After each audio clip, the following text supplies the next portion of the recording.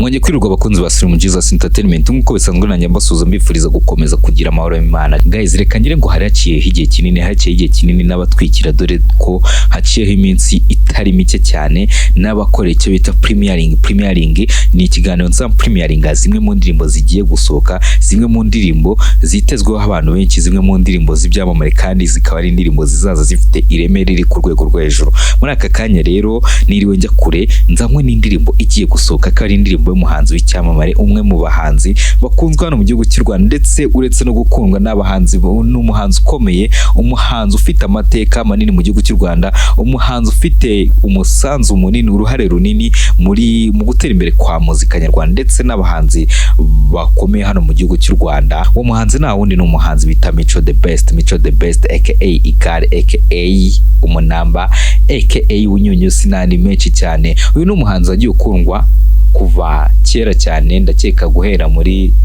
za 2010 ari mu bahanzi bakuzana mu gihugu cy'u Rwanda, dore ko yatangiye music ye kuva kera, ubwo yatangiye yitwa Mico Prosper, niryo twamumenye yitwa Mico Prosper, bishatse kuvuga ko nyine ari nandi, kuko burya umuhanzi kugira ngo amenyekane aba yaraciye mu nzira nyinshi, aba yarabanje kwita amazina menshi. Ushobora gusanga twe tuzi Mico Prosper, nyamara ari ryo nyine yaratangiye kuba hari nandi yagiye yita mu underground bwiwe. Iyo Mico Prosper kandi aherutse gusobanura ko byaje kuba ngombwa ko areka izina rya Mico Prosper akita Mico the Best, kuko yumvaga nyine ari ryo ritwika. Bikaba byaravuye mu ndirimbo yakoze, noneho kwa kundi nyine uri gukora ugashyiramo akantu nyine ukumva ko kajyanye nyine n'ibyo bintu, nyine ukahita uvuga ati reka ngarekere gutya, nzajye nkora gutya. Birangiye yise Mico the Best.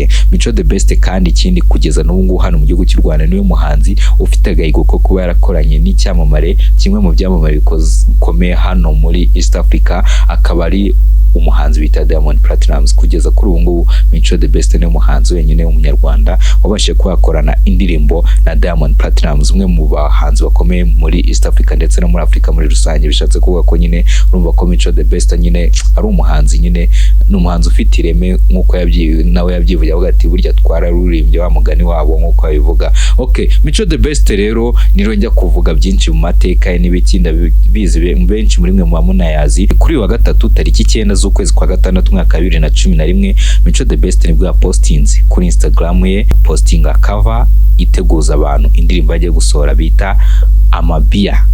Yayise Amabia, utagira ngo ni bia nyine za bière, yanditse Amabia. Okay, mu kirimi kiza cy'ikinyarwanda cyuza yanditse Amabia nyine, ubwo na Amabia nyine uko bisomwa nyine bitewe n'ukuntu umuntu asomwa. Ari usoma iriya bakayita Amabia. Sorry mvuze nabi, ntabwo nsubye nabi, n'Amabia nyine ariko nuko nguko bivuze. Okay, Mico the Best rakimara gupostinga indirimbo igiye gusohoka, abantu benshi batangiye gutera comment bavuga ati umusaza uragarutse ku gishego cyawe cyubahwe. Mbese ubona ko abantu benshi bashituwe n'indirimbo, kugeza no ku byamamare bikomeye hano mu gihugu cy'u Rwanda, aho byagiye bitera comment kuri iyo post yashyize kuri Instagram, nk'uwo bita ya Gofalira ati Amabia nyine. Mbese urumva ko mbese izina ryatwitse indirimbo itarasohoka, dore ko na Rocky Kimomo nayo atiye comment agira ati nzabivuga uko biri amaherezo. Pizzen n'abandi benshi bazatira comment, ba DJ Brian baza bateye comment ko guseka, n'abandi benshi byamamare bitandukanye nk'o bita Cassie Pizzo ati ubundi niyo style yawe ubu karabaye sasa. Nyine abantu bavuga ko nyine style ye nyine ari ibishego. Mico the Best nyine ni umuhanzi afite umwihariko, kandi ura muri business yose ukora iyo ufite umwihariko wawe ugomba gushininga, bigomba kugira bigera. Harimo tugomba kubwira Mico the Best akomeza atsinda, akomeza agiye imbere kabisa. Indirimbo ze turazikunda cyane, nta muntu ndakunda ibishego nitukijishe kandi azimiza mu buryo bwiza. Mico the Best muranabizi kandi aheruka gusohora indirimbo bita Ubunyunyuzi twese dusanzwe tubuza, ariko nyine wumvisha amagambo yaririmbyemo nyine itumva ko ari ubunyunyuzi koko. Akaba ari indirimbo imaze amezi 2 kuri YouTube channel yiwe bita Mico the Best, ikaba imaze kurebwa n'ibihumbi bigera kuri 480 mu gihe cy'amezi 2. Mico the Best rero ni umuhanzi uri kwitwara neza, umuhanzi ukunzwe cyane hano mu gihugu cy'u Rwanda, ndetse kandi akari umuhanzi dukunda turi benshi. Guys, rero reka ne kwirirwa mvuga menshi, baravuga bati kuyavuga siko kuyamara, ahubwo reka bibutse ko kuri YouTube channel yacu dufite series nshyashya bita Karashika series, mugomba kureba mukanadushyigikira, mukadufasha gutera imbere mu byo dukora byose, kandi namwe tuhora tubifuriza gutera imbere. Imana ikomeze ibane namwe. Kora subscribe kuri YouTube channel yacu Slim Jesus Entertainment. n'ibyiza byinshi tuzagenda tubageza uko bwije n'uko bukeye.